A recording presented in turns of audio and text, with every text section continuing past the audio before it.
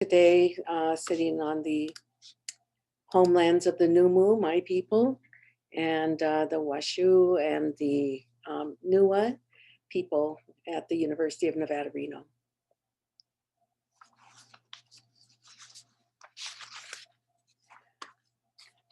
Thank you, Ivan, for that nice introduction. Do you want me to go ahead and start my presentation? Absolutely, yes, please. So I guess I could mention really quick, I had the pleasure and honor of talking to Dr. Harry a couple of weeks ago, and I think that we're all really in for a treat. Thank you. Thank you very much. All right, so do I have the ability to do a screen share? Let's see. Now you, not yet, but okay, yes, now you're co-host. Okay, great.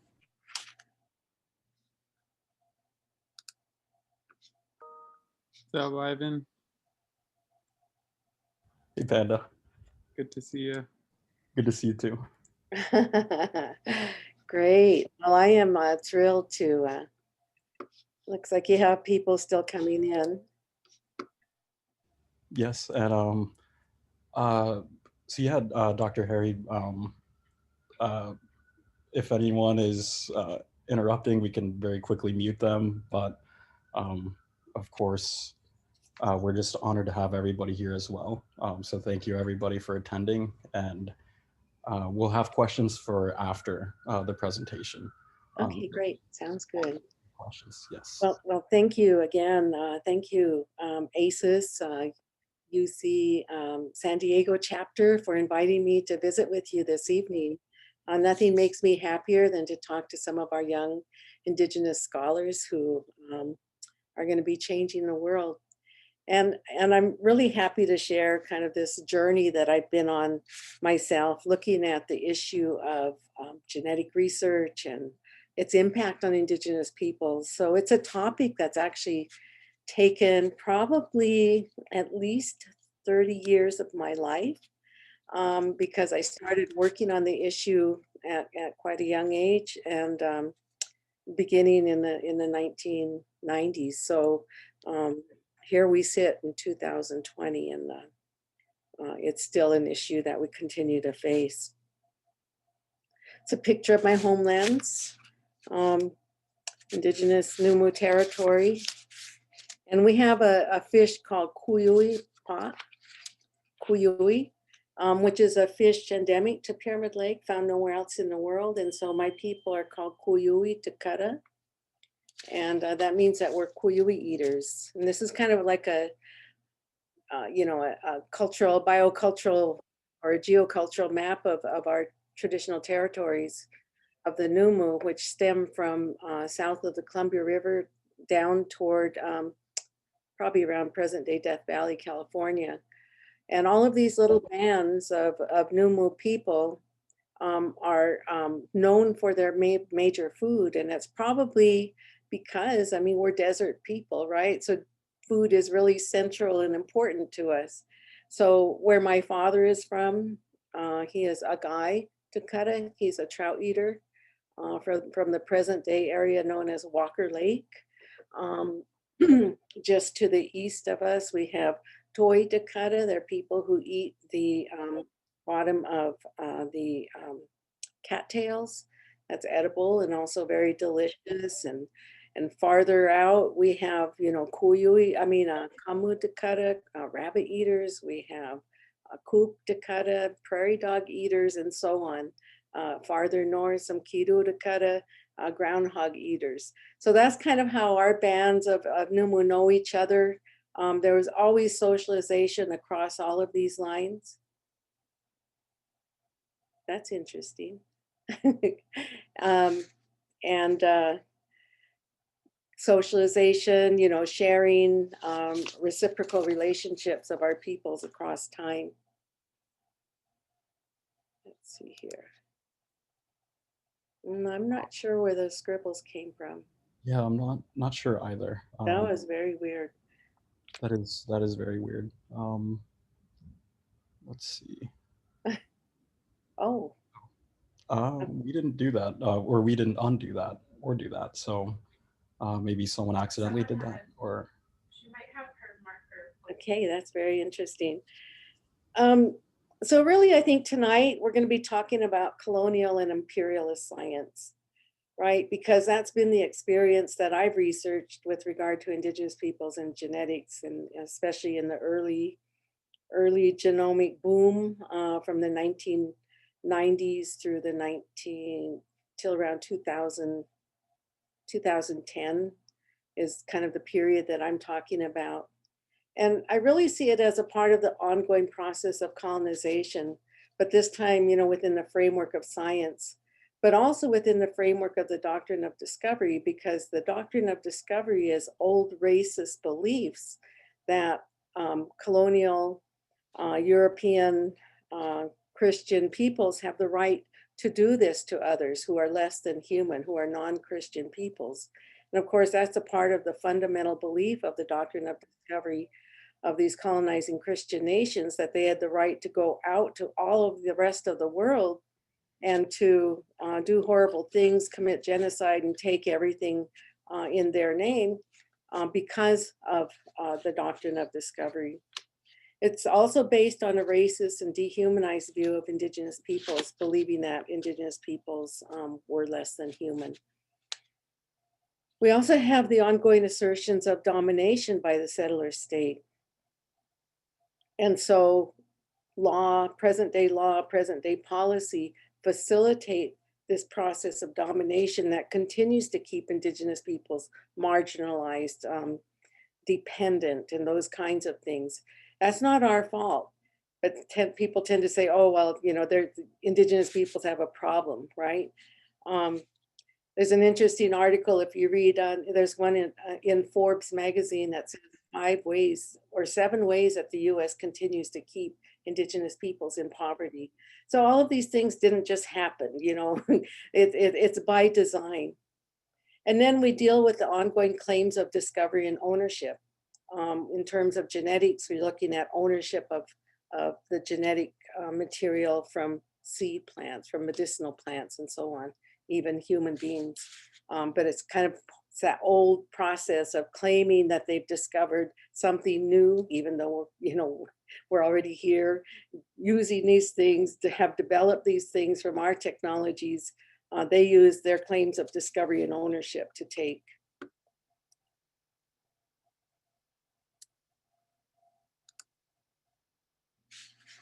And this is really a tragic story, and it's a sad one, and it's even hard to talk about. This is images of Sarji Bartman, who is a Khoisan woman who died at roughly the age of 26 or 27. And her last 5 years were spent being put on display in London and in Paris, where she was called the Hottentot Venus. And she was put on display in these different kinds of freak shows so that people could look at her anatomy. And primarily they were looking at her protruding large buttocks. And it wasn't until 1994 that Nelson Mandela started to get involved in her repatriation, and she was finally repatriated back to South Africa in 2002.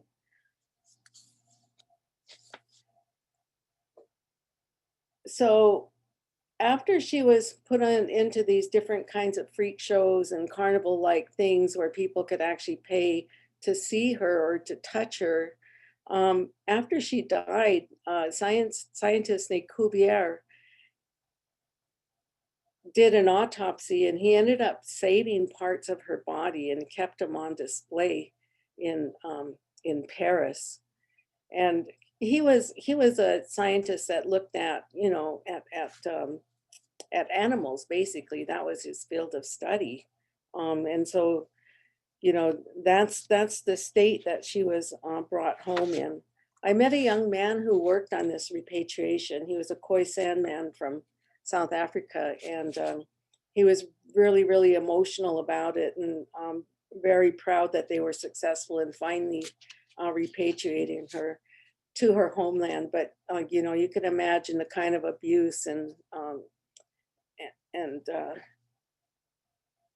the othering that she was subjected to while in Europe.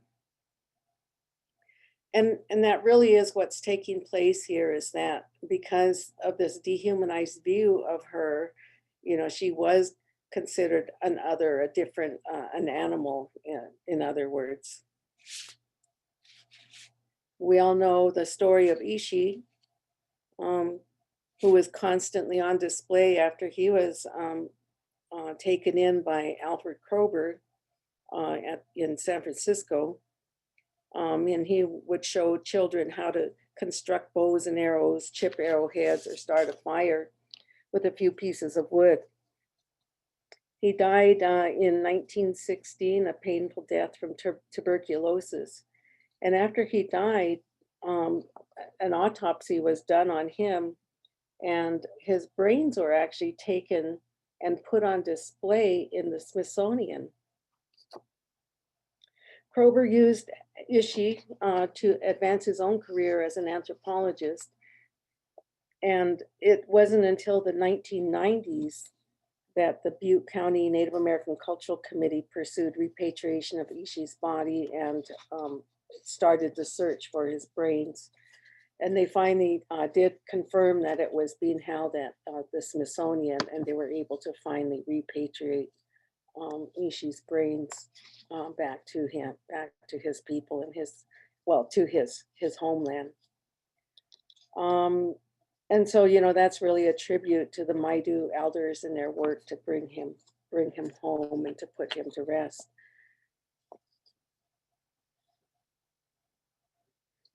These are just two examples of bad science, of imperialist science. And the list can go on and on. You know, we know about, you know, the work of scientists to measure the crania of indigenous peoples by putting buckshot in to try to infer intelligence. And, you know, the stories go on and on about how indigenous peoples have been harmed by science. So much so that research is considered a bad word in the indigenous world. You want to go to an indigenous community and say you want to do research, I think people kind of shut the doors and shutter the windows because the experience has historically been so bad. This is from a talk that Linda Tuhiwai-Smith made, the author of the seminal book on Indigenous research methodologies. She says the top 10 ways that imperialism lives on. And I've highlighted a couple of her points that really kind of relate to the topic tonight. One is the stolen, patented, and copied genealogies. You know, that the DNA, the genetic materials of not only our peoples, but also the animal plant world around us is subject to patents. And I'm going to talk about patents a little bit more and how they're applied in this context. The use of sacred materials for science. You know, let's face it, scientists kind of have a different feeling about what they're dealing with. They don't have, seem to have the same sensibilities that indigenous peoples have if they, when they do their research. For instance, if they were doing research on ancient DNA, they don't seem to have any concern about crushing bones and doing destructive analysis in attempts to extract DNA. I once read a quote from a scientist saying that a cow is nothing but cells on hooves. You know, so maybe for scientists, you know, blood, hair, genetic material is just that, inert.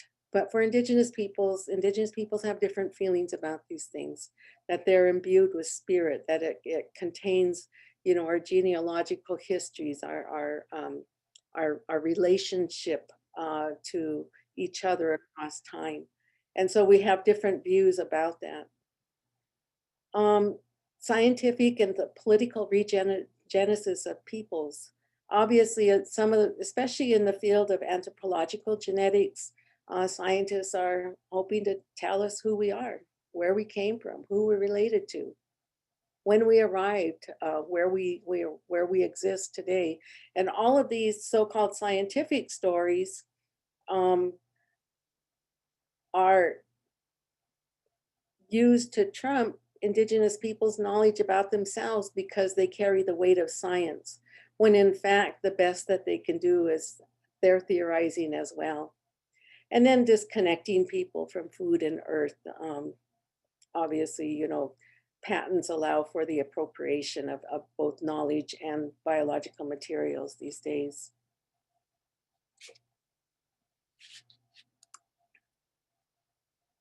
I'm going to talk a little bit about some of the human genetic research projects that have taken place over the years.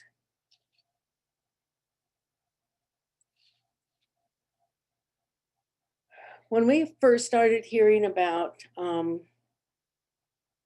human genetic research and Indigenous peoples, the first major project was called the Human Genome Diversity Project, which emerged in around 1989, spearheaded by Luca Cavalli Sforza, who was a very well-known human population geneticist.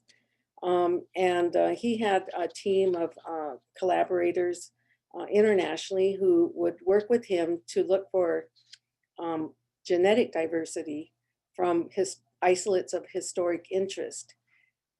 So he worked with anthropologists and linguists to kind of develop a map of Indigenous peoples all around the world that they wanted to go and take DNA from, basically to take blood from them and bring it back to their lab and analyze it. So all of this was going on around the same time that a lot of funding was going into the newly developed Human Genome Project. And so there was collaborations by geneticists all around the world to map the human genome, basically what is, you know, the standard genetic map for a human being. So Luca was leading the team who were a subset of these geneticists who wanted to look at genetic diversity, but more so from a historical point of view to try to map human history using genetics, but structuring their research around Indigenous populations. When we learned about this research, I met Dr. Frank Dukapu at a meeting that was called between the HDDP and a handful of Indigenous peoples to come to Stanford and to talk with the principals of the project and to hear how wonderful it's going to be and how important their research was. And so I had a chance to meet Dr. Dukapu, and Frank probably was a founding member of AISES. He definitely was a part of the Native American Honor Society. I think he created that project. And he was a Hopi geneticist, the first Native American geneticist in the country. And at the time he was doing genetic research on albinism among Hopi people. And he put his research aside and suffered at great personal cost and received repercussions from his institution for making that choice. But he chose to focus on the impact, the social, legal, ethical implications of this larger project, this larger genetic research project on Indigenous peoples first. And he said, I'm an Indian first, and I'm a geneticist second. I want to make sure that Indigenous peoples are safe. And our biggest concern was vulnerable peoples, like, you know, who's overseeing, you know, the ethical conduct of this research. And in our meetings with the HDDP, we're increasingly concerned that they didn't have our best interest at heart. And so one of the things that we did was we started to write materials for Indigenous peoples themselves. And this is a little bit from the opening of one of the booklets we wrote. In former times, our ancestors fought their battles on land and in courtrooms. Their weapons were the bow and arrow and treaties, over 500 of them, some say. Today, the scene shifts as the battles in which we are engaged are being waged in scientific laboratories and patent offices. Our weapons are awareness, knowledge, and choices. Call it the second coming of Columbus, the new biotechnology, the biorevolution, or biocolonialism. It is here and will be with us for a very long time. In a very broad sense, what we are talking about is science. It is an area we dare not ignore. And one of the issues I think that we looked at that time was most people don't have a basics genetic background, right? And so even if geneticists were coming into their community, Indigenous peoples are like, how do they know? How do they know what they need to know to be able to say yes or no to these kinds of projects? And we're also very concerned because we believe that Indigenous peoples were particularly vulnerable because in the scheme of things, in terms of how this research takes place, the onus on the on transmitting the information for for informed consent is on the researcher who wants to do the research. So it's almost like, you know, the fox tending the chicken coop. Are they really telling Indigenous peoples what the risks are, what the broader implications are, everything they need to know to be able to give fully informed prior consent to this research? So a lot of money is going into this field in the 90s in terms of genetic research. It was easy to get money to do some kind of genomics research. Also, technology was rapidly advancing.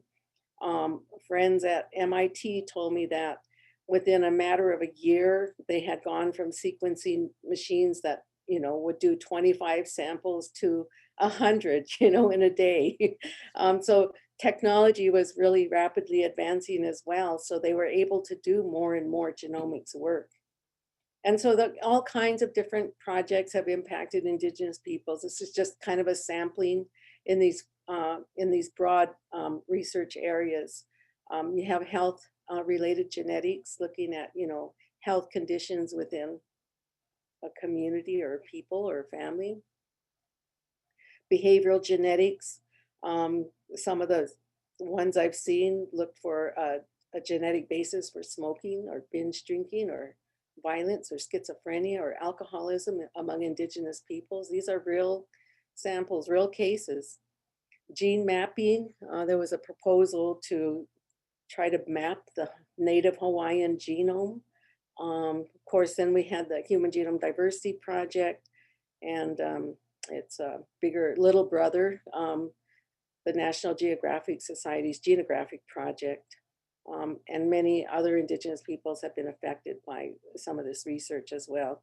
Ancient DNA, probably the most prominent case is the Kennewick men, involving the ones that the Indigenous peoples call the ancient one.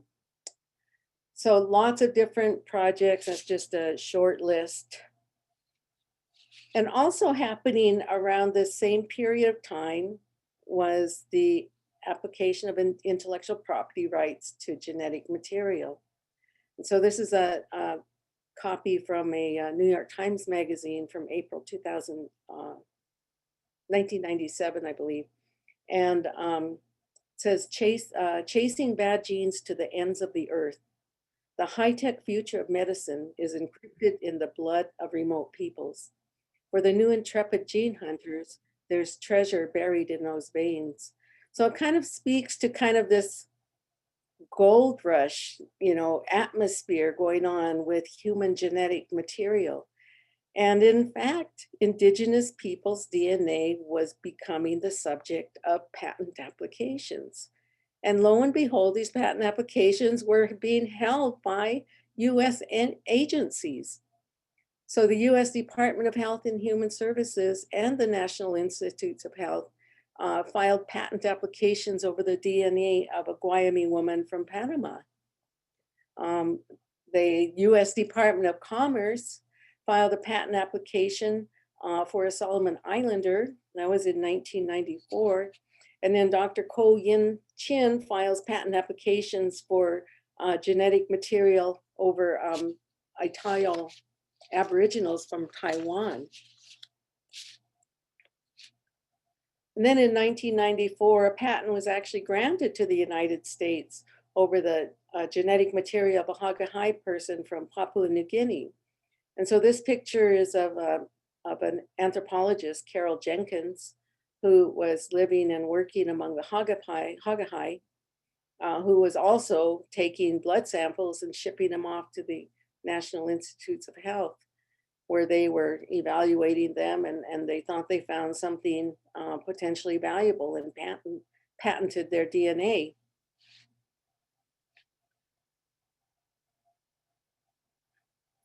I would say that that patent was eventually dropped in 1996, so they held it for 2 years. It received a lot of opposition from Indigenous peoples all around the world and from scientists and so on. But I don't know if that's why they dropped it. It could have been that it didn't pan out in terms of actually being able to be used to produce a new product or a process that would be valuable. They actually offered the patent to the country of Papua New Guinea, who didn't want it. It cost a lot of money to maintain a patent. They weren't interested. And so they let it just go idle in 1996.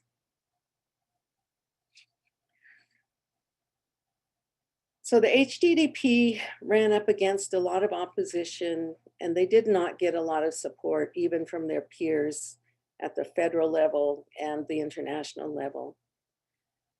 In 2007, I'm not sure about the year, 2007, I believe, the National Genographic Project was launched.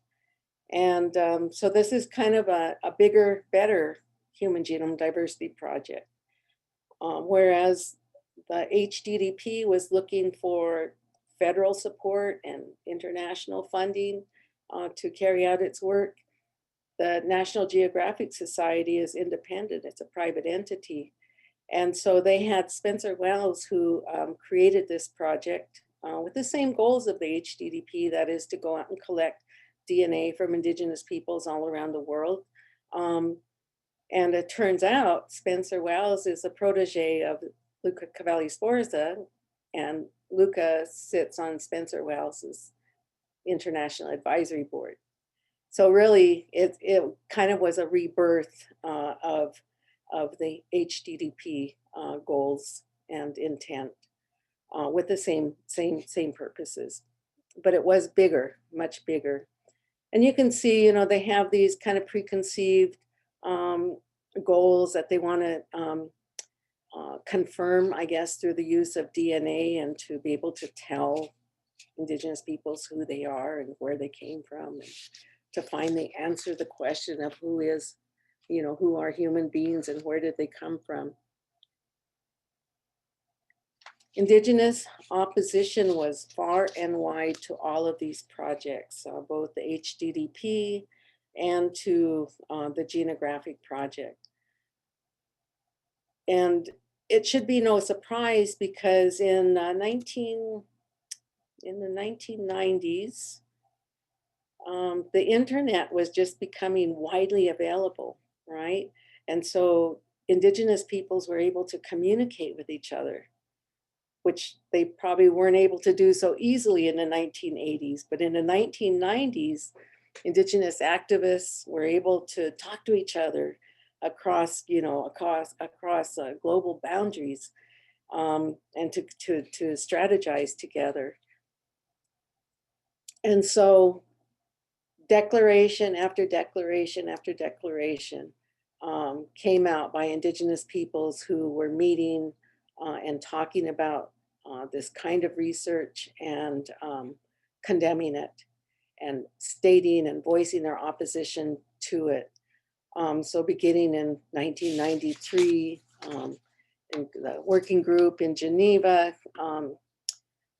actually used it the issue to develop a couple of articles that ended up in the UN Declaration on the Rights of Indigenous Peoples that talk about Indigenous peoples' right to protect and maintain their genetic materials and Indigenous knowledge.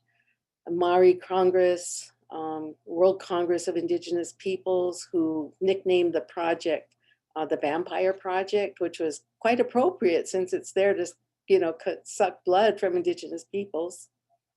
National Congress of American Indians became very involved and opposed the Human Genome Diversity Project. Aboriginal people in Australia, the World Congress of Indigenous Peoples,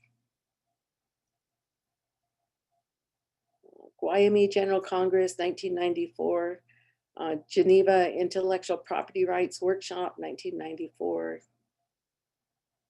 And so you can see all of these different events in which Indigenous peoples were coming together and looking at these kinds of issues and then kind of making some determinations and developing declarations around it.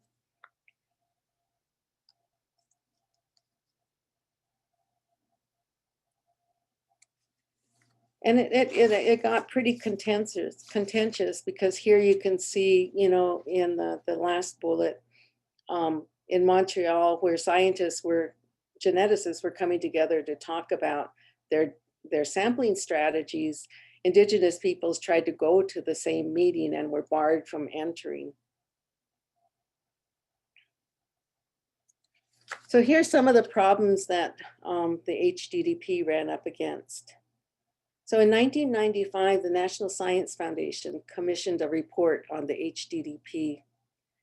And one of the reasons that this committee did not support the HDDP is because they said that this is research on vulnerable populations.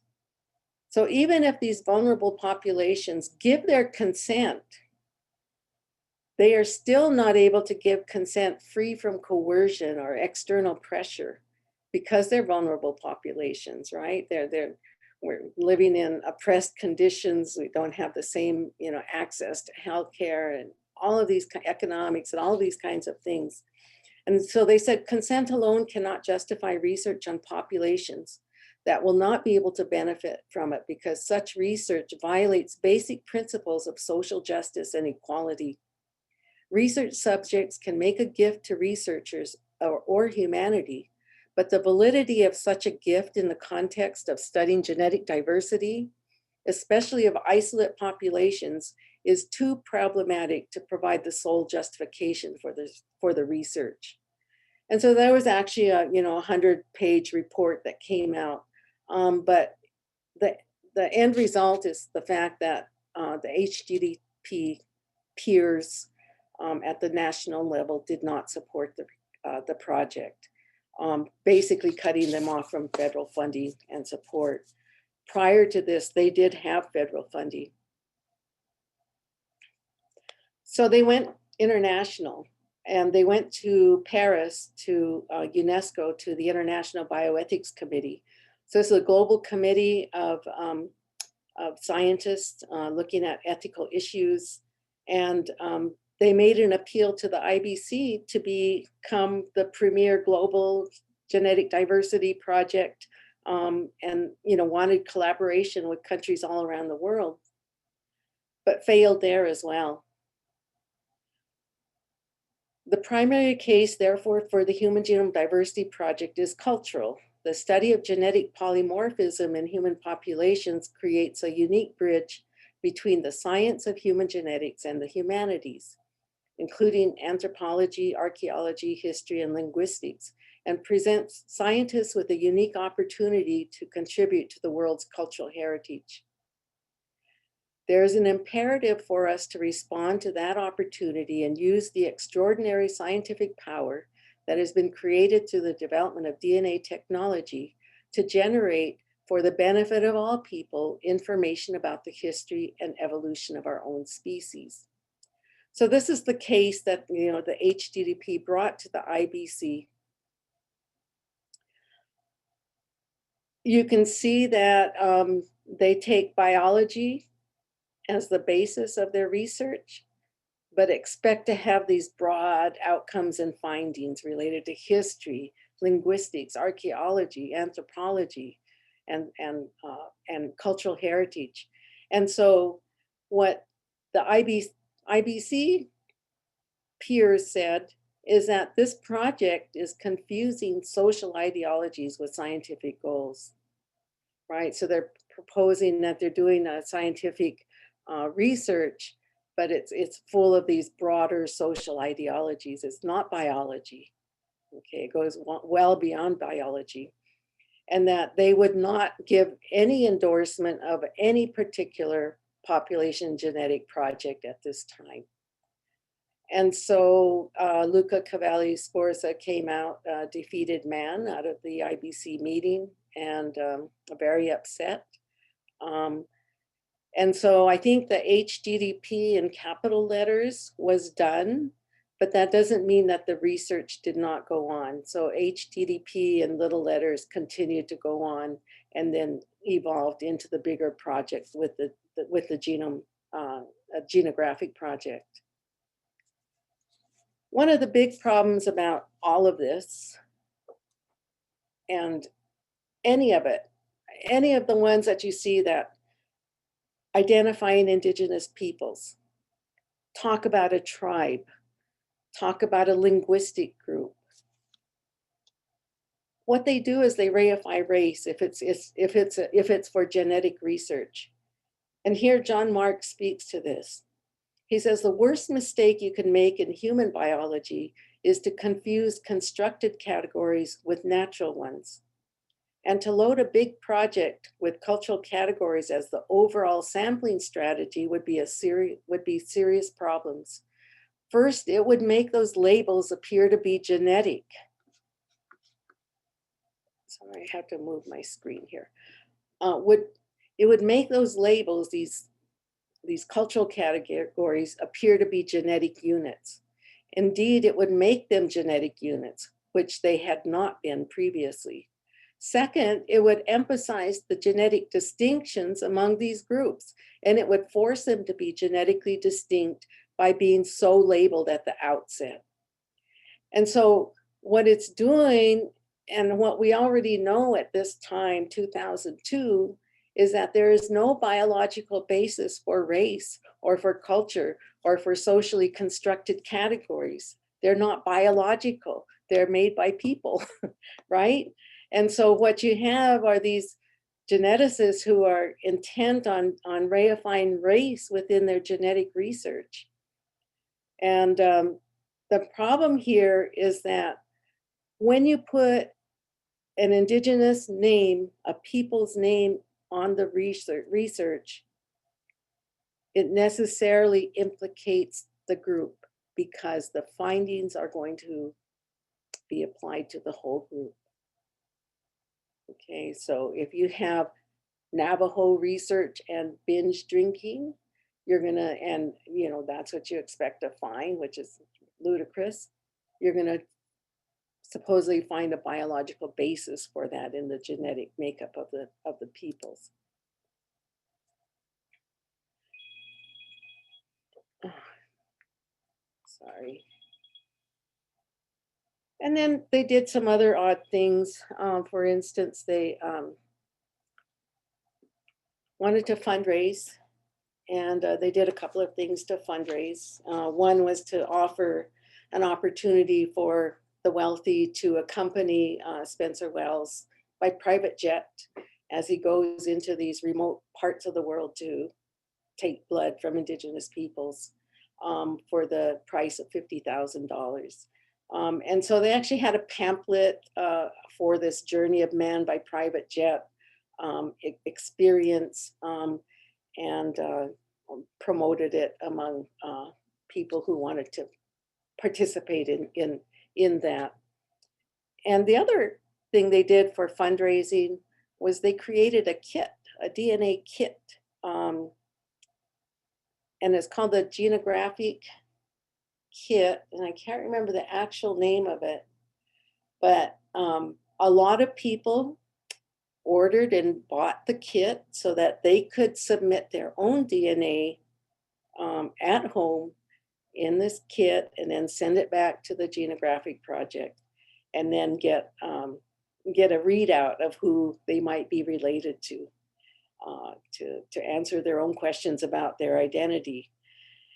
Not knowing that the Genographic Project talked about those kits as a public relations stunt.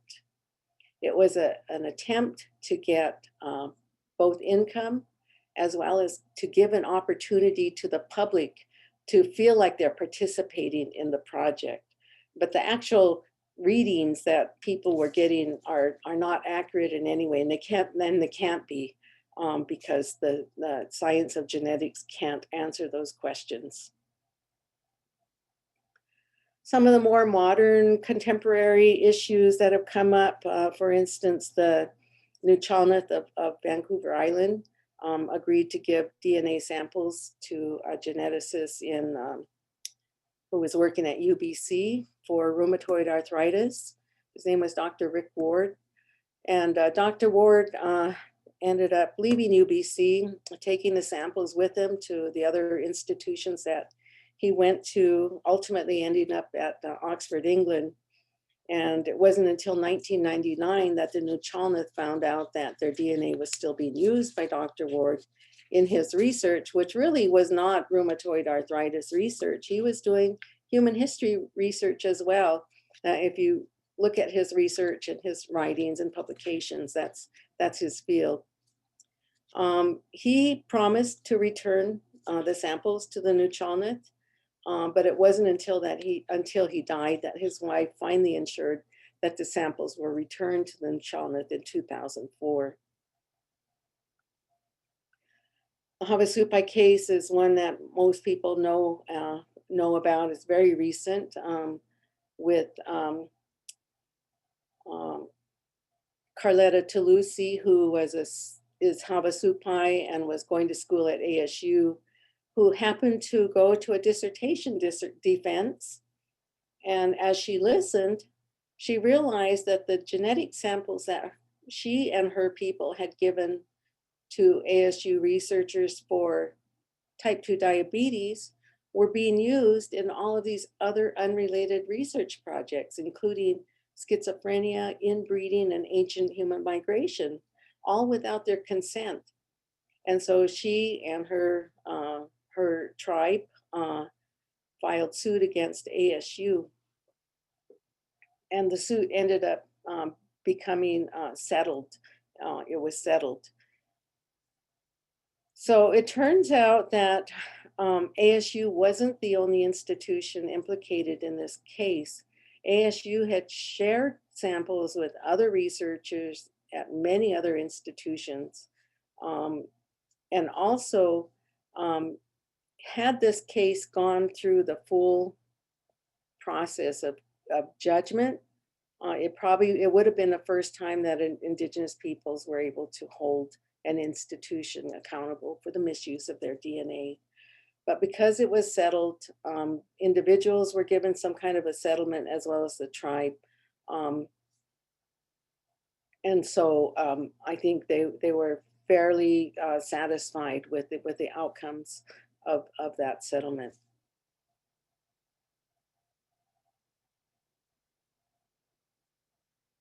This is another category of genetic research. This time on ancient DNA. And so ancient DNA research was a big part of the genographic study as well, but also there's a lot of a subset of genetic researchers who are doing ancient DNA genetic research. One thing that's happened is that oftentimes they intervene and hinder the repatriation of the oldest ancestors that are found. And if you were to look at a map, say by, let me think of their name. There's a big group of archaeologists that have a Society of American Archaeologists. Not sure, but I'll have to look that up. But there's a network of archaeologists and scientists who this is their focus, is ancient DNA. And so one of the things they've really tried to do is prevent Indigenous peoples from repatriating those oldest bodies, like the ones that are 9,000, 10,000 years old. And so these are 3 high-profile cases, including the ancient one, who is known as Kennewick Man, Spirit Cave Man from Fallon, Nevada, who was dated at 9,400 years old, and Wizard's Beach Man, who was dated at 9,200 years old from my home, from Pyramid Lake in Nevada. And so in all of these cases, we've had scientists trying to prevent the Indigenous peoples from repatriating. I know for the Kennewick Man, so much happened with him. He was being kept after he was found. First of all, Doug Owsley was caught trying to pack up all of his body and put him on the plane and to take him off to the Smithsonian. And the Smithsonian is exempt from the terms of NAGPRA.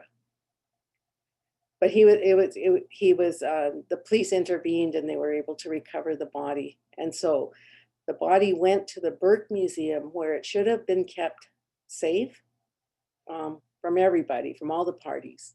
And that was by court order. But it turns out that parts of his body were going missing. And at the same time, they allowed for scientific study of his finger, of his pinky bone, which went down to the laboratory at UC Davis. And there they do destructive analysis. And that was the ancient DNA lab of Ripon Mahi and David. I can't think of his name right now. But UC Davis, where they had an ancient DNA lab.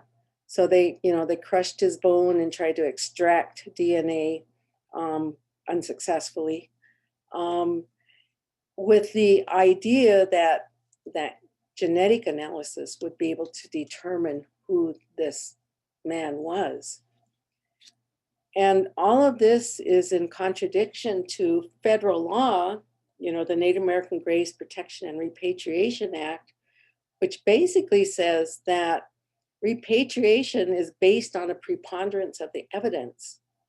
It doesn't require scientific proof, not that genetic analysis of these ancient remains could provide that, but it basically already says that geographical, kinship, biological, archaeological, anthropological, linguistic, folkloric, oral, traditional, historical information is all that's needed to determine cultural affiliation.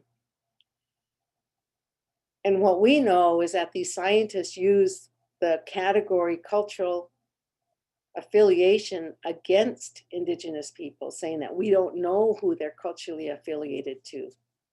And so the tribes in the area around Kennewick, Washington, Oregon, banded together. They created a coalition, and they supported the Colville tribe to be the lead tribe to repatriate Kennewick Man. And just based on place and time alone, it should have been easy to repatriate Kennewick Man to his people. But it went through a very long and arduous and emotional legal entanglement. And eventually the people were able to recover and repatriate Kennewick Man. The other thing about NAGPRA is that it prohibits any new scientific studies. And so, and it would only allow new studies if the studies are indispensable for completion of specific scientific study, the outcome of which would be of major benefit to the United States. And so that's a tough standard to meet, because the outcome of what would be a major benefit to the United States needs to be a scientific conclusion, right? And so you have one body, and if you're a scientist, you need numbers, right? You need outcomes and statistics in order to be able to come up with some conclusions. that will hold water. One body won't do it. And so that's not a justification for the kind of research that Kennewick Man underwent. There, of course, there's other limitations, small sample sizes, one body here, one body there, separated by time and geography. There could be all kinds of variables like genetic mutations or contamination and so on. But first and foremost, I think DNA testing cannot determine cultural affiliation because cultural affiliation is not biological. Back to what we were talking about earlier. Tribes are social, political, cultural constructs, and they're not distinct biological units. And also, there are no genetic variants differentiating members of one tribe from those of other tribes. I'm gonna have to keep an eye on my time here. I want to talk a little bit about non-human genetics, you know, the world's kind of genetic biological diversity.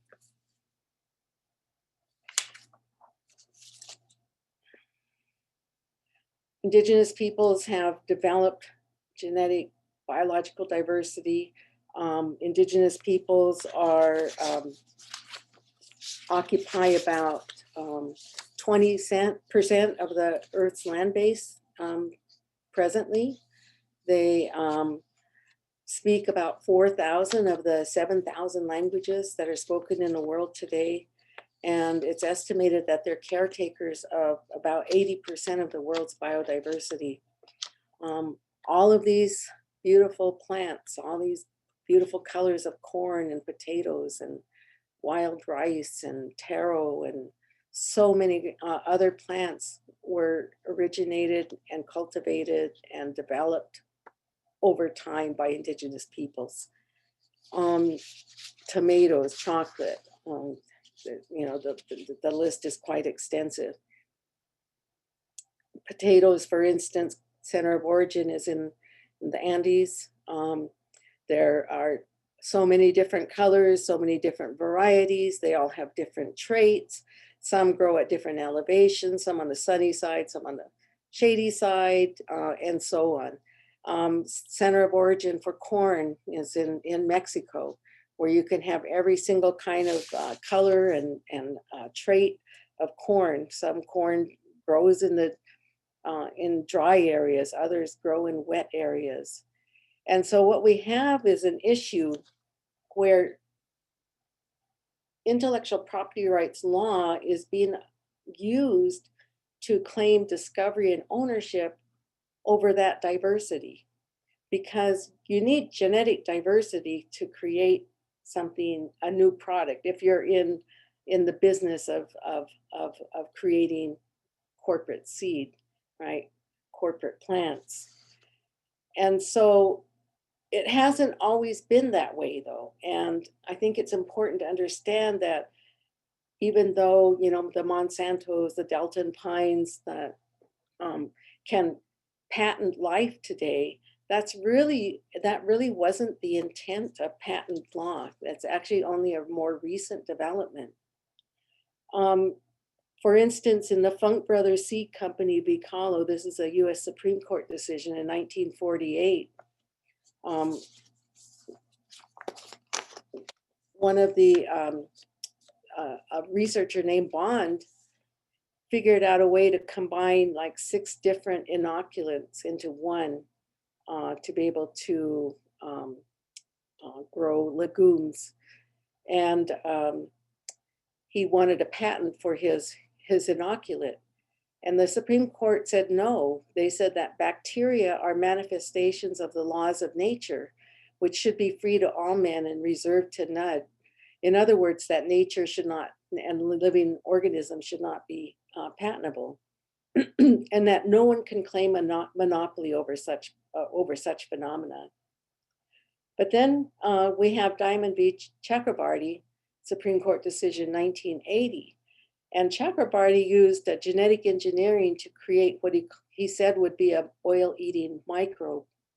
We don't know if that's true, and it was never brought to market. And many people suspect that this case was a test case because in the 1980s, genetic engineering was becoming a reality, right? The first GMOs were created in 1970s. And so kind of the writings on the wall here. And the Supreme Court says that Congress intended patent law to be liberally interpreted so that anything under the sun that is made by man would be patentable. And so now they're taking a very broad reading of that restriction in patent law that says naturally occurring substances in nature are not patentable subject matter. That's in the law. That's written in the text. And what they're saying is that Chakrabarty's bacterium was the result of human ingenuity and research. It wouldn't have existed without his intervention. Even though what he did was he mixed the biological material from one organism with that of another organism using genetic engineering technique. And then the court further stepped back and said, well, you know, we're really not competent to even consider the non-economic issues such as the economic, social, health, or environmental factors of this new organism that Chakrabarty has created, a brand new living organism. And they said that's up to Congress to decide. That's up to Congress to decide what the limits of patent law should be. All we can do is sit here and interpret. And so that really kind of opened the floodgates for genetic engineering products to now become patentable. It's also interesting to see that the court rejected the argument of a Bond in the Funk Brothers, who did basically the same thing. He mixed organisms and created something new that didn't exist naturally in nature and was rejected and denied his patent. Where in Chakrabarty, he did the same thing. He mixed living organisms, but this time using genetic engineering technology, but what he was granted his patent. And then there's this bizarre case involving John Moore, who was a Seattle businessman who's not Indigenous. He went to UCLA to seek treatment for hairy cell leukemia.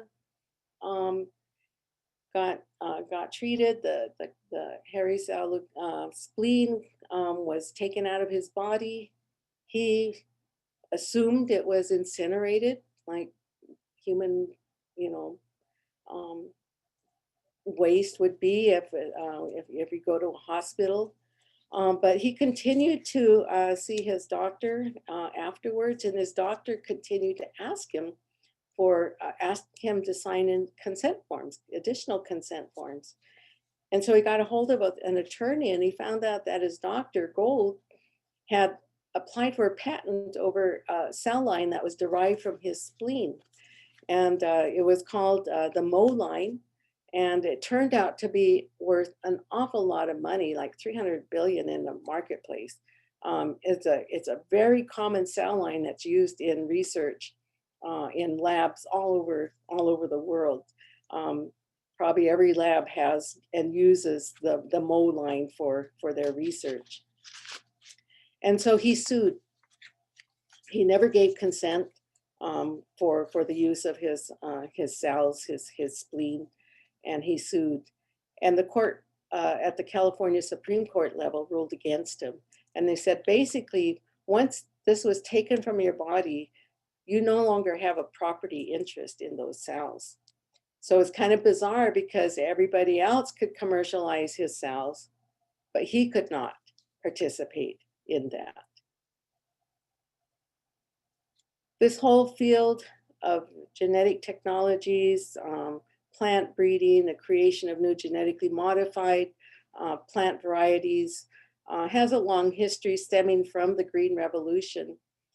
But what the impact has been is really significant for all of us, because what we go from a vast variety of different kind of plants to a very few.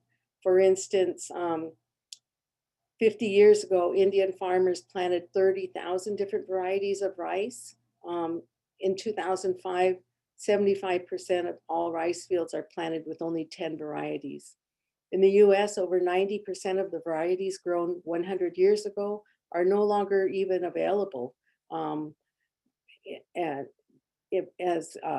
for commercial production, or even being maintained in seed storage facilities. In 1903, US seed catalogs listed 408 pea varieties. Only 25 can be found now. 2 pea varieties comprised 96% of the US commercial crop. 71% of the US corn acreage in 1991 was planted with just 6 varieties. 9 varieties of wheat occupy half of all wheat crops in the US. And this is the corporate side of things. Because patent law allows these creators of plant varieties to own that variety plus subsequent generations of that variety, it allows that to go into corporate control. And so now you have 3 corporations who own the majority of the world's seed stock. Bayer Crop Science / Monsanto owns about 27%. Syngenta Chem China owns about 27%. And then DuPont Dow AgroSciences owns about 16% of the world's seed supply.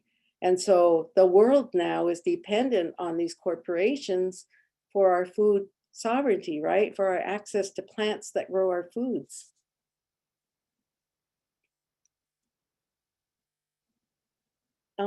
I'm going to talk just a little bit about what's happening at the international level in terms of addressing both genetic resources and indigenous knowledge. And this is a great quote from Dr. Smith. And she says that indigenous peoples are considered potential market players because they offer unique commodities such as traditional knowledge, but they are not quite market ready because their unique commodities have not been made market ready. That is not, they had not yet been discovered in the research sense, nor have they been commercialized in terms of intellectual property. So really that's talking about the fact that, you know, when we're just living our lives, working with our plants, eating our foods, cultivating new crops and so on at home, maintaining this beautiful biodiversity all around us. We don't go to monocropping and big ag. We have plant diversity in our world and have this kind of reciprocal relationship with it. And when we're doing that, it's not useful to anybody else who's looking at how do I get my hands on that. And so the nature of these international discussions is to make both those resources and our knowledge about those resources or that natural world market ready, accessible, usable by the outside. And so in the UN Convention on Biological Diversity, many people talk about this as the Earth Summit. The convention is actually a global treaty established in 1990, covering every ecosystem you can imagine. Lakes, inland lakes, the oceans, islands, mountains, deserts, and so on. And they talk about, the states talk about the fact that they have permanent sovereignty over all natural resources within their political state boundaries, not recognizing that indigenous peoples exist within those same spaces. And so they're very happy to talk about how they access and benefit share from the world's biodiversity. And they do acknowledge that they should share something back with indigenous peoples for the use of their knowledge, not for the biological resources. Through it all, they ended up creating what's called the Nagoya Protocol in 2010 in Nagoya, Japan, and the Nagoya Protocol basically establishes the global framework for how states can access genetic resources and whatever their requirements are to give something back in terms of benefit sharing. And typically it's state to state, and they do acknowledge that they should give some benefit back to indigenous peoples if they used their knowledge. World Intellectual Property Organization, they have the mandate of promoting and perpetuating intellectual property rights around the world. Our developing either a treaty or treaties that will govern traditional knowledge, genetic resources, and traditional cultural expressions. And it should be no surprise that being WIPO, that all of the solutions they're discussing are intellectual property rights-based systems. And so if you think about intellectual property rights, it's a very distinct, already pretty much settled framework, body of law. It's standardized all around the world through the World Trade Organization. And it basically allows for monopoly rights, where someone can gain a patent or a copyright or a trademark using the intellectual property rights system for themselves, right? If they're the inventor, it's a reward for their good idea. So it grants monopoly rights. It's short-term, time specific. For instance, patents expire after 20 years. It allows for alienability. You can buy and sell, you can lease, you can give permission for other people to use your intellectual property right. You can license it and so on. You could sell it. And then once they expire, whatever was the protected subject matter goes into public domain. So now it no longer belongs to anybody. It's free and open for all to use. If you think about putting that system over Indigenous knowledge systems, you're going to create a real problem, because Indigenous knowledge systems are based on collectively held knowledge, resources, and rights, right? It's inherent. These are things that are inherent to us as a people. It's a part of our cultural heritage.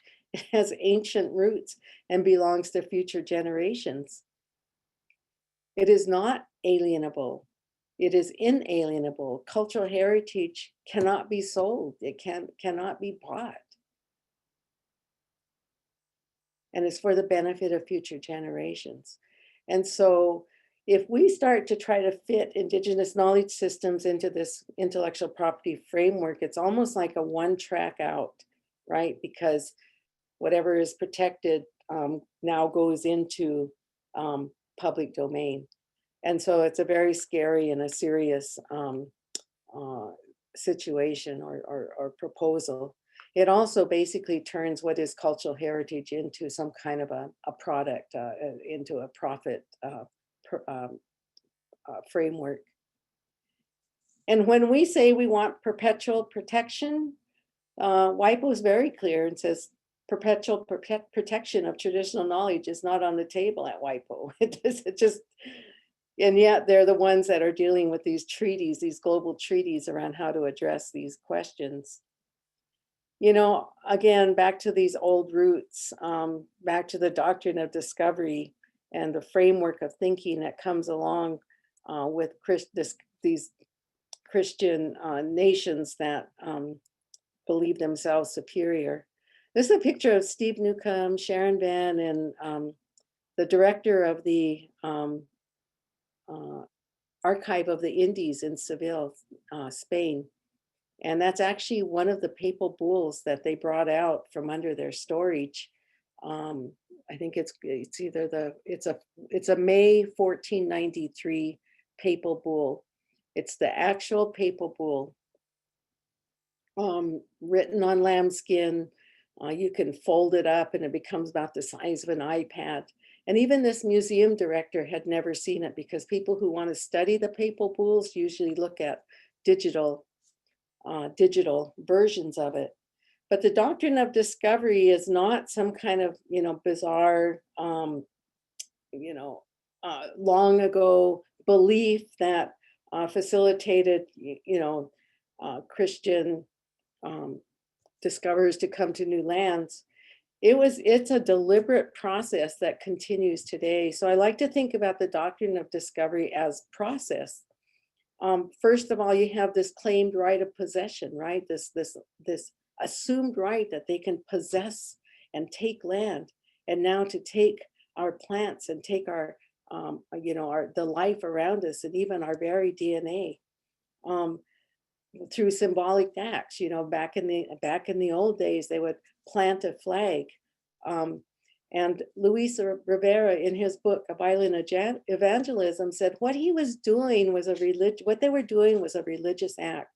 Every time they planted a flag for Spain or for the Vatican, they were basically baptizing the land and taking it in their own name. And this idea of renaming everything actually has old roots. He talks about it as the denial of authority to name the land that they inhabit because they are pagan. And so that's why everything has been renamed. All of our mountains, our landscapes, our waters, our people have been renamed because it comes from this belief that the pagan peoples cannot name these things themselves. Then they enforce these Christian systems of punishment, the dehumanization that we all know too well, the boarding schools, the genocide. And there's this great quote, force is an indispensable element for the propagation of civilization. They established colonial systems of domination, right?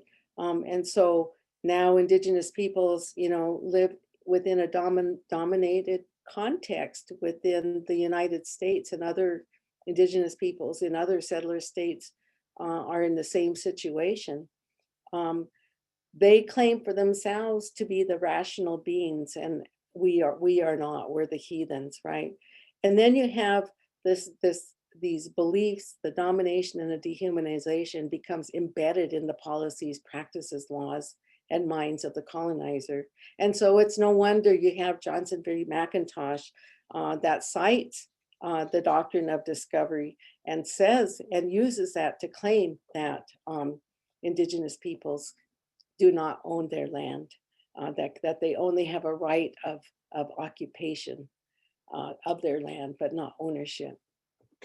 Toffler, he says, every civilization has a hidden code, a set of rules or principles that run through all of its activities like a repeated design.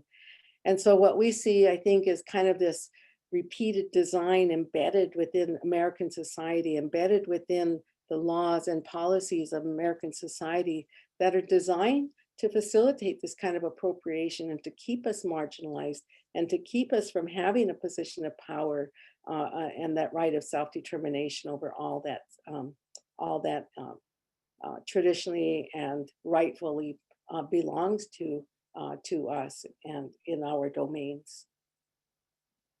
Can research be done right? Linda Smith, I use her stuff because she's one of the most influential people in my life. She was my doctoral supervisor, and I'm always amazed at the things that she says. And this is from one of the presentations she did on Kapapamari methodology. And Kapapamari basically means, in Maori-centered. Maori comes from within the Maori themselves. And she says, so framing the question, right? If you ask it from a deficit point of view, it's going to shape the result.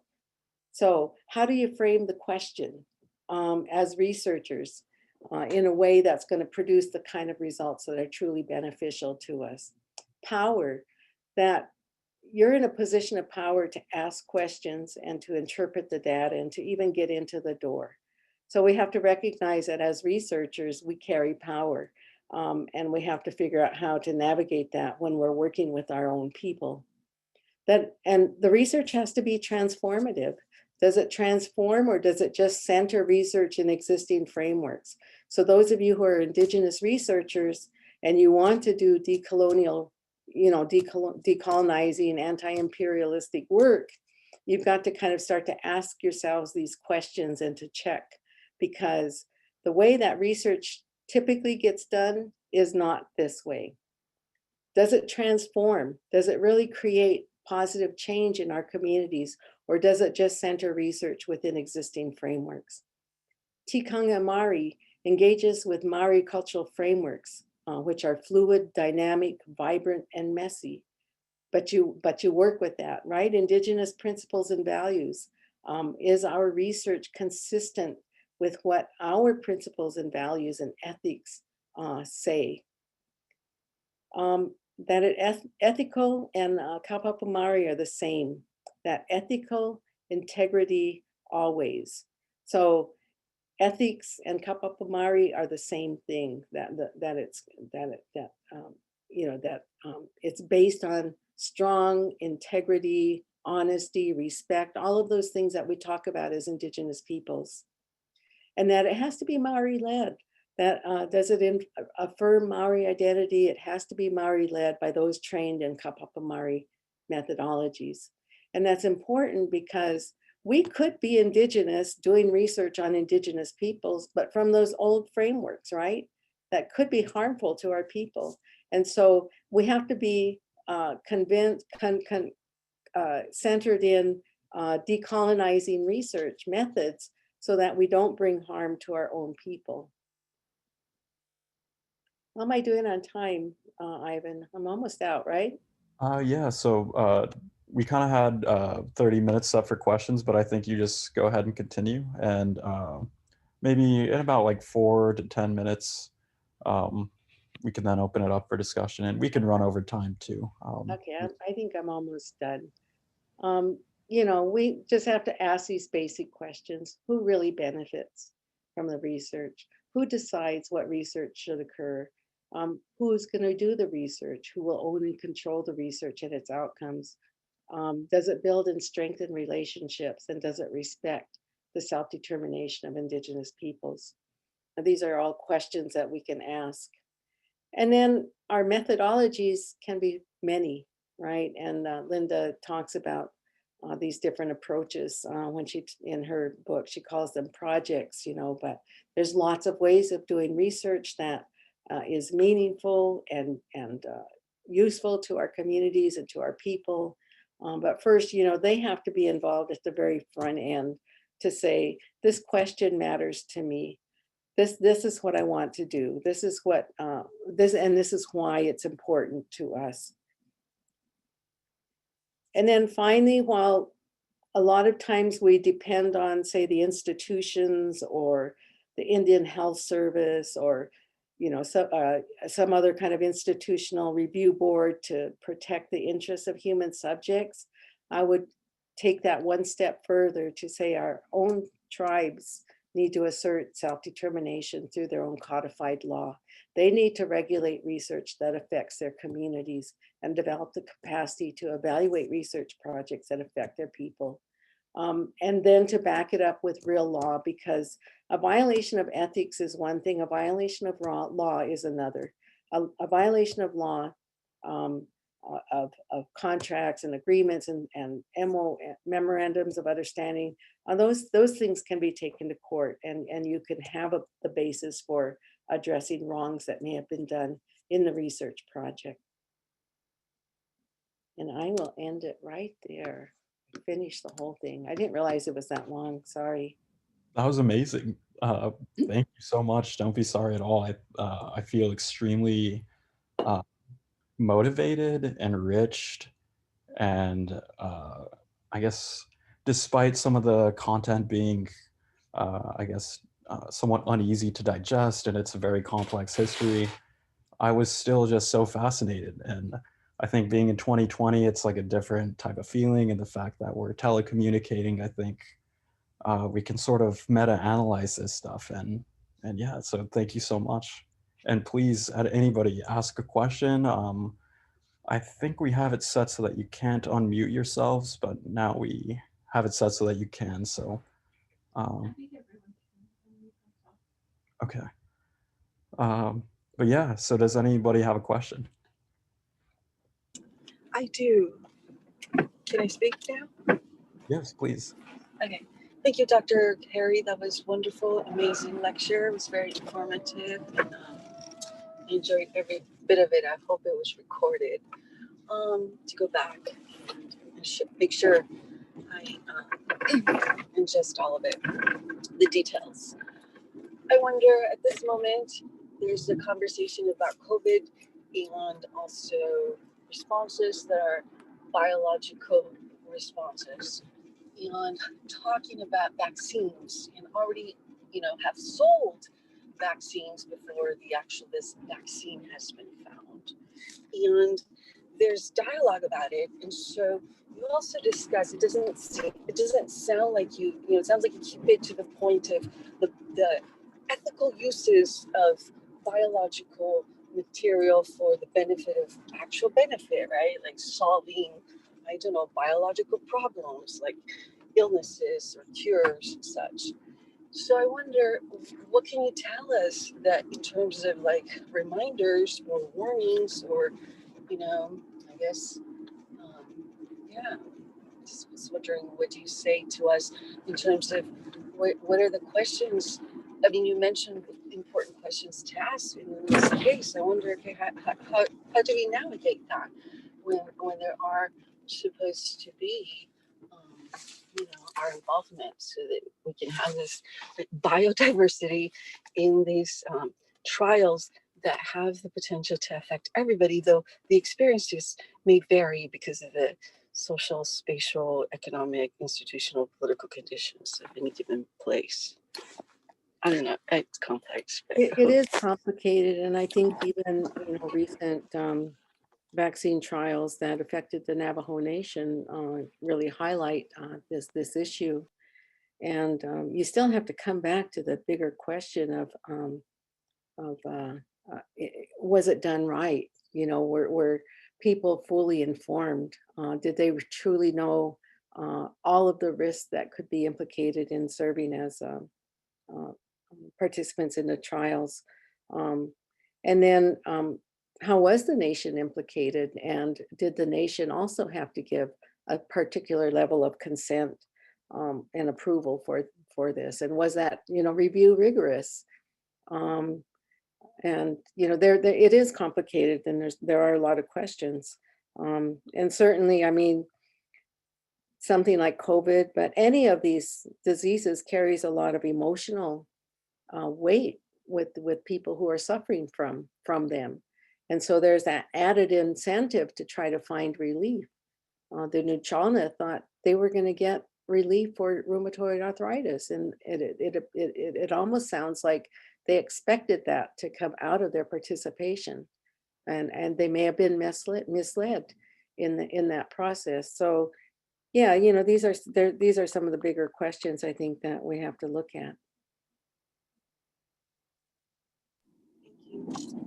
That was a cool question, Blanca. And I guess just for the next questions, try and keep them concise just for the sake of time so that everybody can sort of get a chance at asking a question and try and be as clear as possible.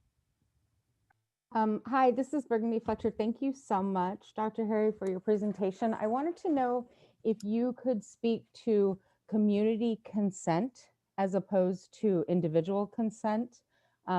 As Indigenous scholars on this semi-bio-colonial campus, I think that that's one thing that we definitely, I find myself arguing for, is community consent. And then also, what are your thoughts or feelings about data sovereignty and arguing that to protect Indigenous communities?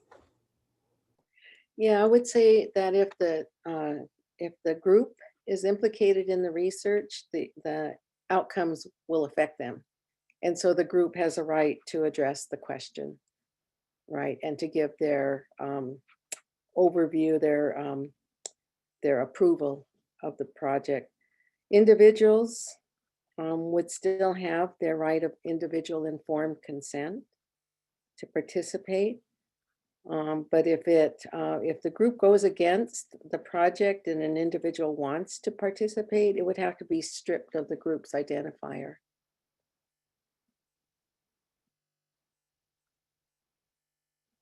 Thank you.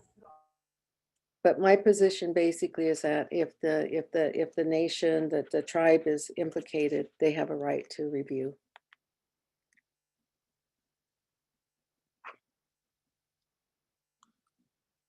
I've got a quick question myself, Dr. Harry. I'm wondering, throughout your career, in all the meetings you've attended, all the United Nations type visits, all these fancy places you've been and interesting people you've met. Have you seen changes that have occurred through your journey that have made you optimistic about the future?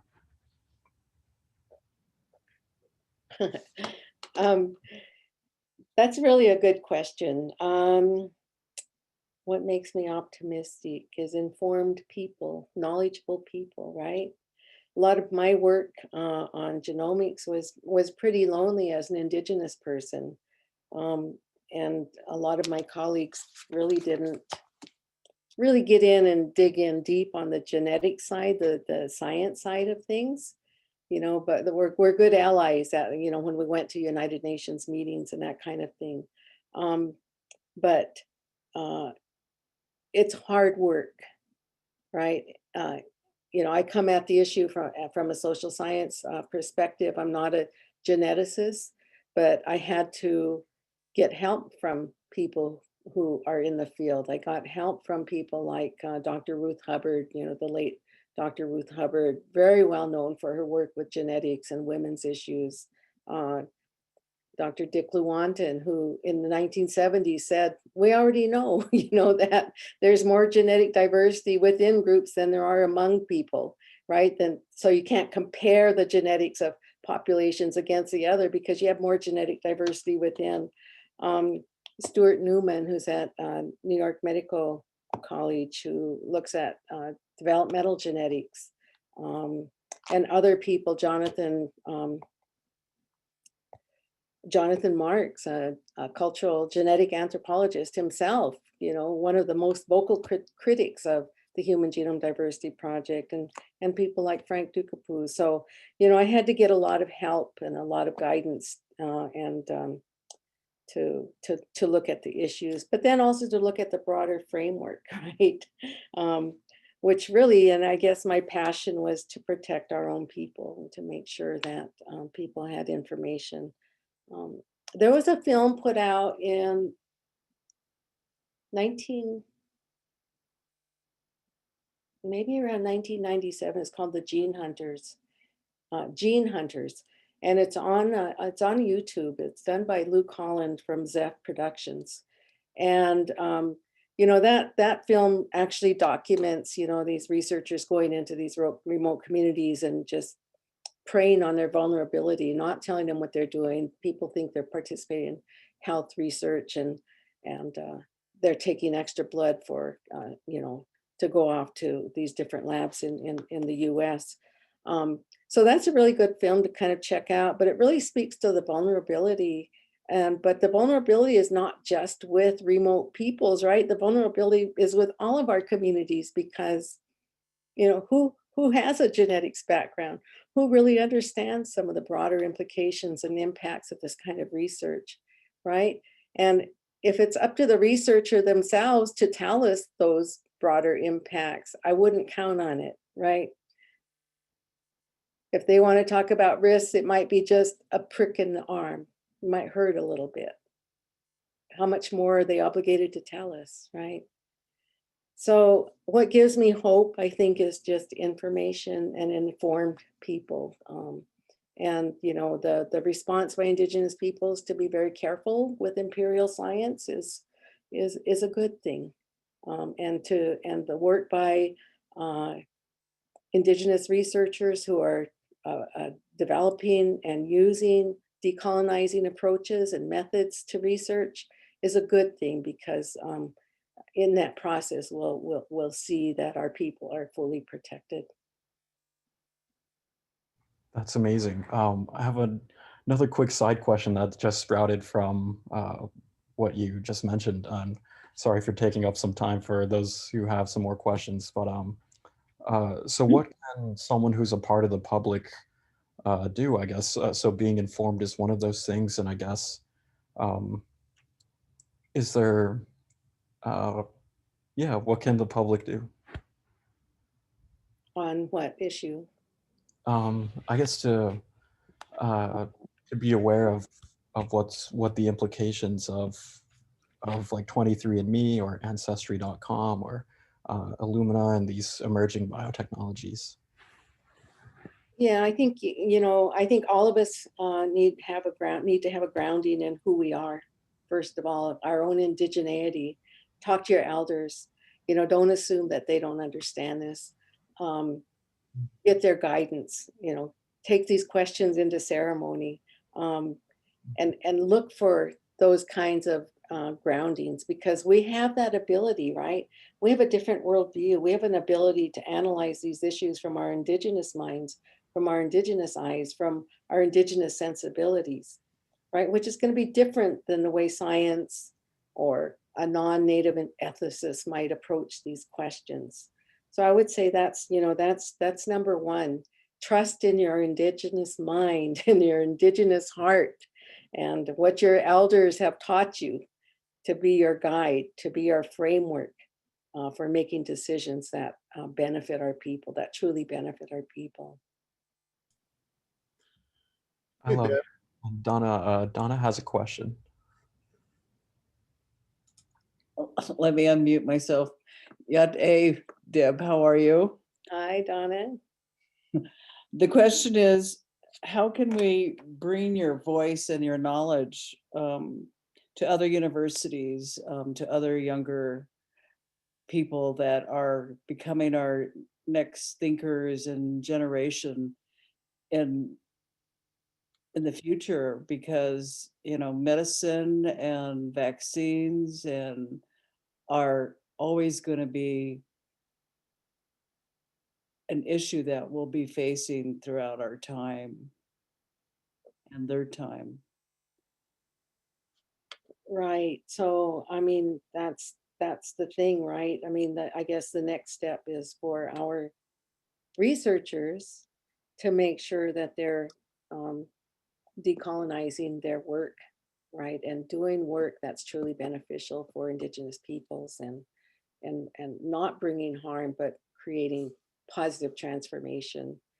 And so that's going to be everybody. Everybody's got that responsibility in terms of those of us in the academy. Um, and you know, I know it's hard. You have to find you have to find a different way of thinking about things, and it's an opportunity that's not typically afforded us in the academy. In the academy, you face a dogma. You face, you know, the settler hegemony. They have a certain way they want to see things done, and you're expected to follow in line. And so I know it's hard for our Indigenous students to kind of create their own space and to create their own ways of getting work done in ways that matter to them. And so we have to keep building our forces, right? Keep creating these opportunities for these conversations and to push each other so that we can start to create those kinds of spaces within the academy for research that matters. So one last question. How many individuals, Indigenous people are out there like yourself, especially here in the US, that are voicing and teaching this to the younger generation and to all generations? There's a good amount of folks that are involved in genetics work and ethics discussions. You know, obviously someone mentioned 23andMe. I mean, read Kim Tallbear and, you know, her, what's the name of her book, Indigenous DNA, you know, where she really does a great critique of how these companies cannot tell you your identity, and that's a big myth, and it's a fallacy, and it's a misuse of the science. It can't tell you your cultural identity. So, you know, there's people who are working in this field. There's a lot of up and coming young scientists, I think, who are starting to look at these questions as well and are publishing on these kinds of questions. So is there an opportunity for students and anyone interested in taking courses from you? Do you teach online? I'm currently at the University of Nevada, Reno, and a part of my mandate here is to develop the Indigenous Studies program here. So we're real late in the game, but it's finally happening. So I'm not teaching anything on biocolonialism right now. I will be developing a course on it and also something around research ethics for students who are here. But yeah, I'm available to talk with folks, and I have traveled a good amount and have met with many peoples to talk about these kinds of issues, and that's really the starting point. Oh, and I just want to say one last thing. The Navajo Nation IRB has taken a great deal of your writings to heart and have used them as far as keeping out so-called bad science and bad research. As far as the vaccine study, I think that's another huge discussion. But I can tell you that the Medicine Men Association, or I should say the Hatafi Association, has disagreed to a lot of what is happening as far as the vaccine on the Navajo. So thank you for bringing up all these different questions that tribes have to really take under review. Thank you. Thank you for that information, Donna. Any other questions? That was really fascinating to hear that back and forth. Hey, Deb, it's Travis. Hi, I got a Travis. for you. Yeah. So, I'm an engineering student over there at UNR, and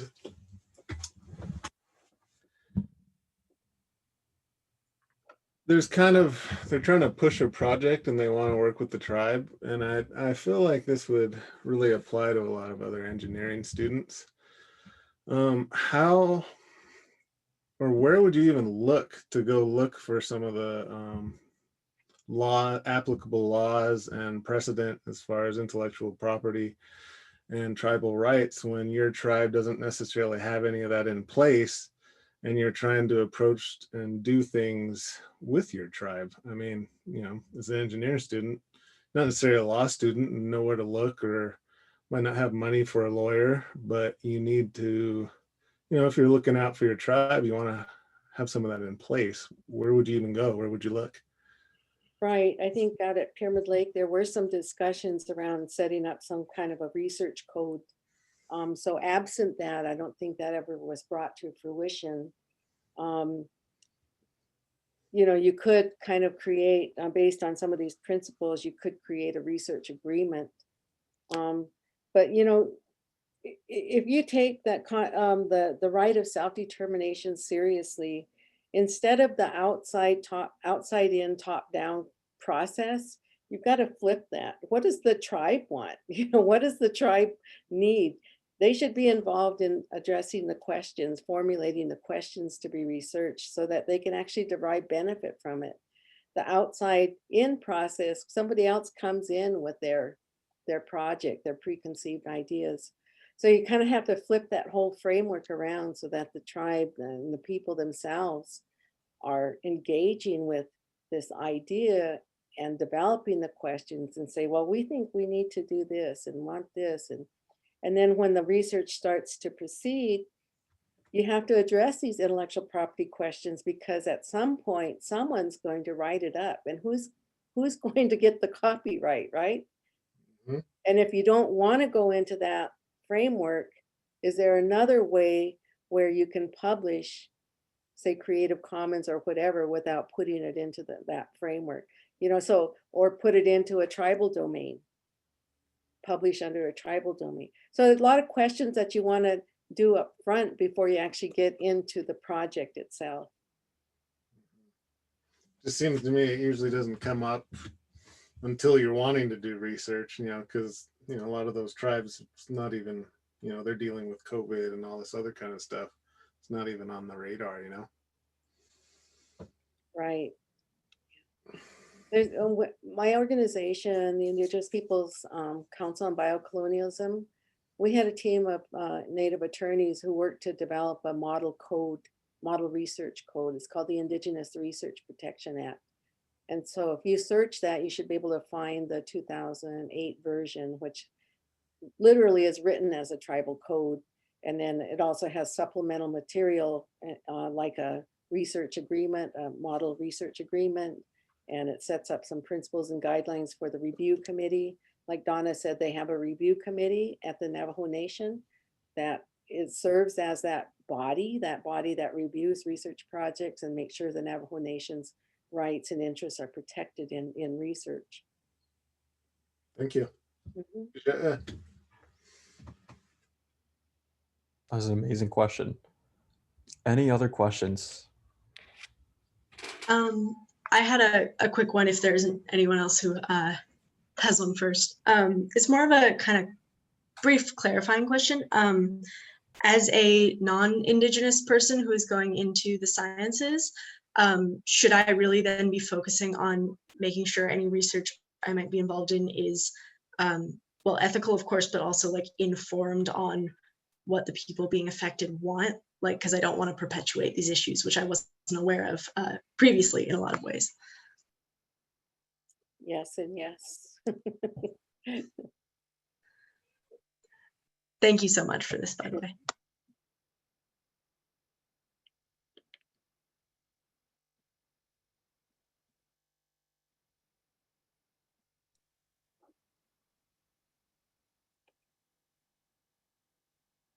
Um,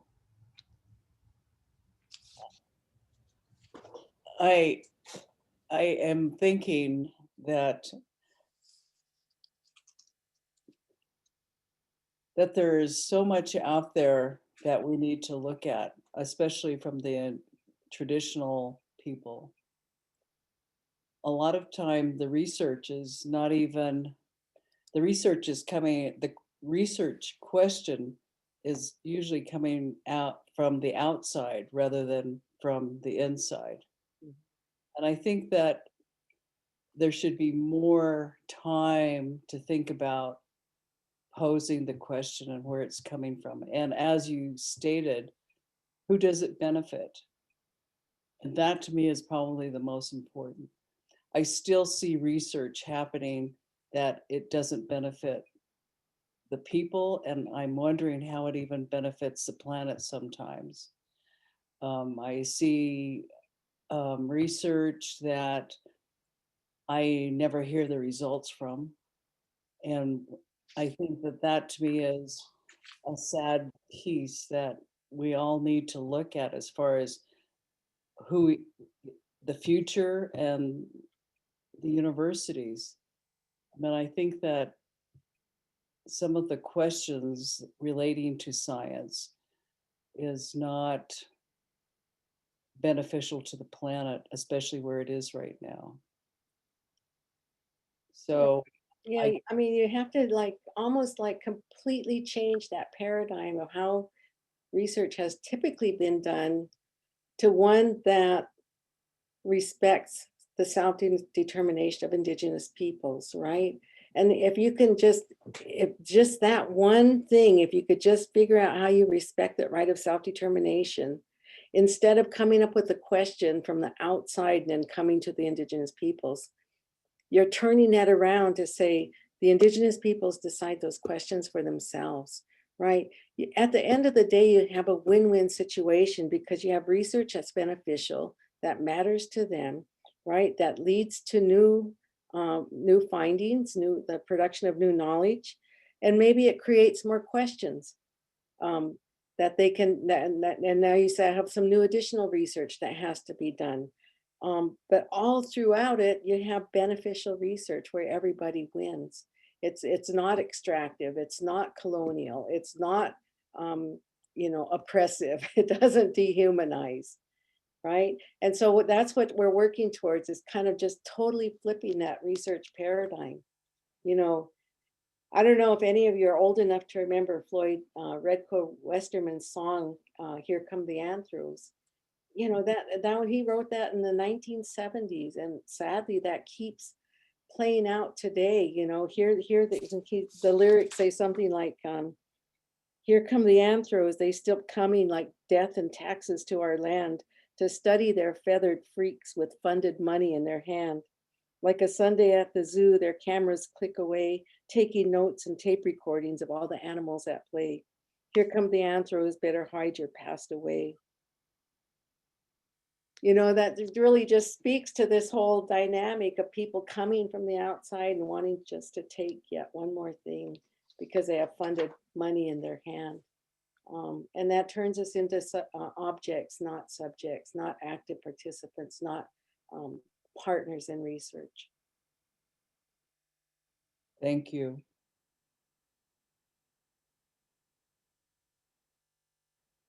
If there are no more questions, I've got another question from my colleague here, Kelly, and I think this might be a good question to wrap this up with. So as emerging scholars, when choosing to use decolonial methodologies and frameworks, how can we push back on academy norms and expectations? Specifically, when we are told by professors that we cannot center our work in Indigenous ways of being and knowing. Yeah, I know. I know. And that is the question, especially for you young Indigenous scholars. And you need allies. You need to work with faculty who understand your research, who understand decolonizing research methods. You need to find allies across institutions who can support you, because what's happened too often is that our Indigenous scholars basically get sidelined, they get marginalized, or they get completely just disenchanted with even trying to stay in the academy, and they quit.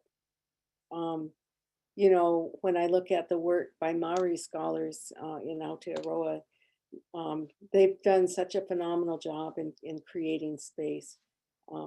And it's not that they decolonize the institution, they create space within the institution for decolonizing research by Indigenous scholars. And that's the work that all of us have to do. I went to a meeting of faculty at the University of Minnesota, and they have a standing committee called Decolonizing the Institution.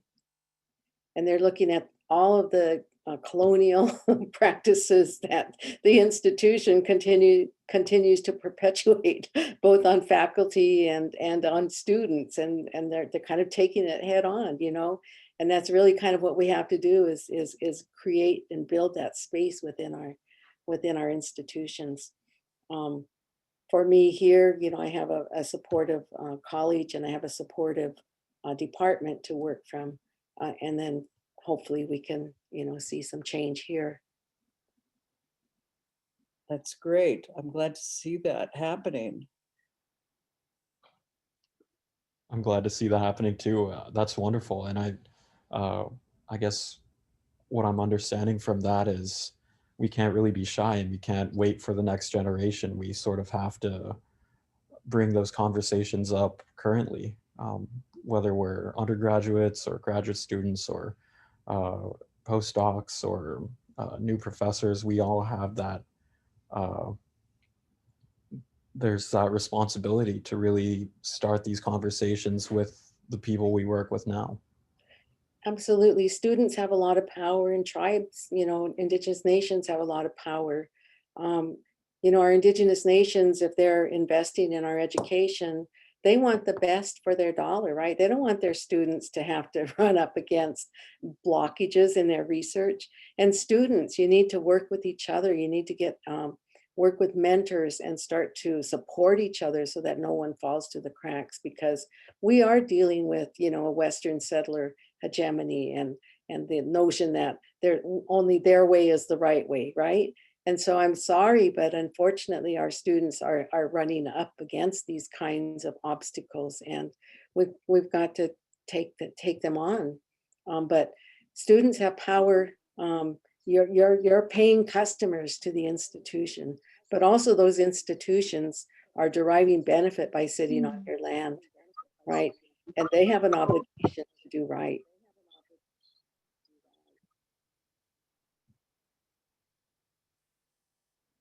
Very amazing points.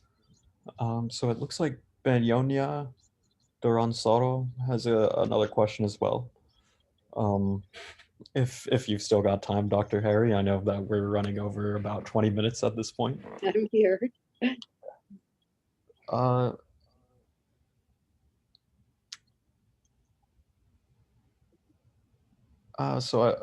this is in regards to decolonizing processes at the universities.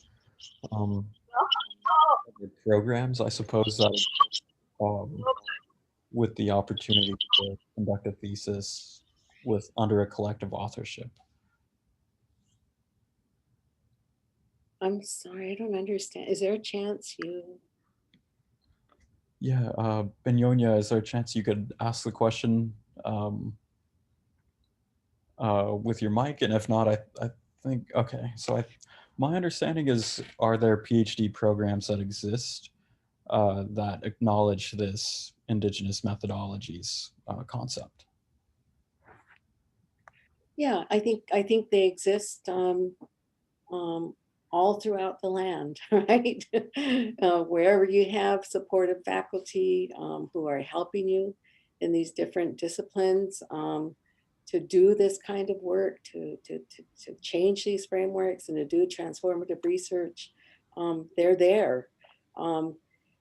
You know, we know of Indigenous students who have published doctoral dissertations in their language.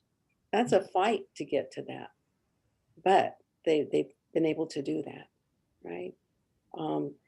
And think about the end reward. Think about this. If you're a up and coming student in that field who understands that language, you now have a different, your own worldview from which to research, right? From a scholar, an Indigenous scholar in that field.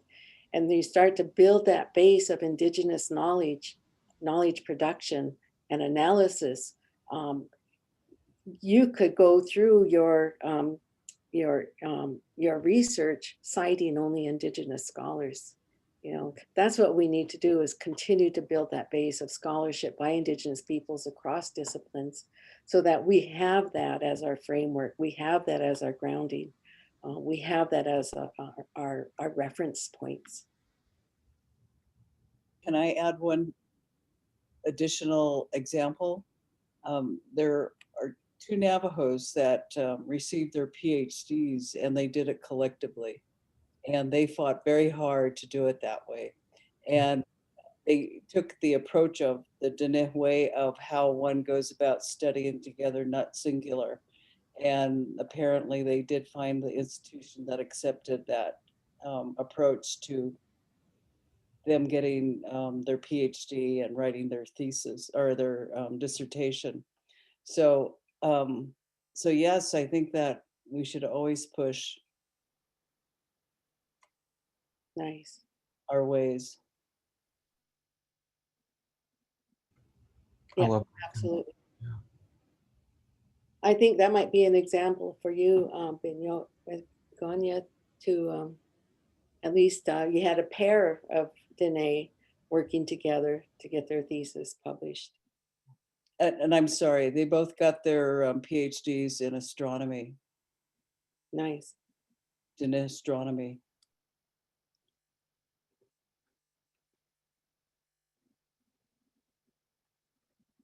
Okay, well, thank you so much for having me and for taking me down a stroll of memory lane. A lot of my more recent work isn't out on biocolonialism. It's, you know, it's developing new curriculum and going to staff meetings and faculty meetings and doing service and all of those kinds of things that we have to do in the academy. So this opportunity and invitation to meet with you and to visit with you on these issues took me back a ways. And it's definitely a long journey that I've been through, for sure. Wow, I got chills from that. All I can say is the honor was ours, and in Navajo, that's thank you, Dedepazad. And as I guess a member of the UCSD community, the San Diego community, the United States, the world, as a global citizen, I just have to say thank you. Thank you so much. And the fact that you've done all this research and you've made all these milestones, really just paves the way for us, and we can only hope to continue this journey for the people. Thank you so much. Take care, everybody. Stay well. Goodbye. I do wish I was in San Diego though tonight. Well, we will very likely, once the pandemic is over, I'm sure that we can arrange some type of thing and have you visiting would be wonderful. That would be wonderful. It's one of my most favorite places in the world. Excellent. Yeah, we'd be really honored for you to visit, and I think that's more than possible. And along those discussions of getting the university on board and to be cooperative with these missions, I think that's UC San Diego is totally in that direction. Great, that's good to hear. All right, take good care. Thanks again. Thank you. See Good you. night, everybody. Bye.